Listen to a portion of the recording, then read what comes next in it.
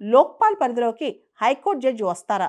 ఈ అంశం supreme court సుమోటోగా case తీసుకుంది. ఈ కేసు ఎవరో వేసింది కూడా కాదు.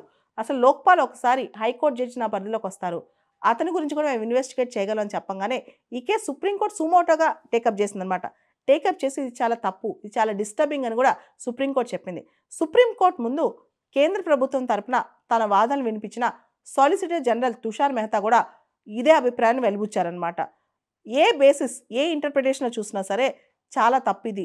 లోక్పాల్ పరిధిలోకి జడ్జిలు రారు, హైకోర్టు జడ్జి అస్సలు రారు. Never fall with in the ambit of Lokpal. High court judges will never fall with in the ambit of Lokpal అని చెప్పి సాలిసిటర్ జనరల్ తుషార్ మెహతా కూడా చెప్పారనమాట. అదేవిధంగా జస్టిస్ గవాయ్, జస్టిస్ ఓకా కూడా దీన్ని చాలా తప్పు పట్టారు. అసలు ఎలా చెప్తారు, లోక్పాల్ పరిధిలోకి హైకోర్టు జడ్జెస్ ఎందుకు వస్తారని చెప్పి వాళ్ళు కూడా ప్రశ్నించారనమాట. దీనివల్ల ఏం జరుగుద్ది, లోక్పాల్ పరిధిలోకి హైకోర్టు జడ్జిలు, సుప్రీంకోర్టు జడ్జిలు వస్తే న్యాయ వ్యవస్థ యొక్క ఇంపార్షియాలిటీ, ఇండిపెండెన్స్ తగ్గిపోద్దని చెప్పి చాలామంది అభిప్రాయపడుతున్నారు.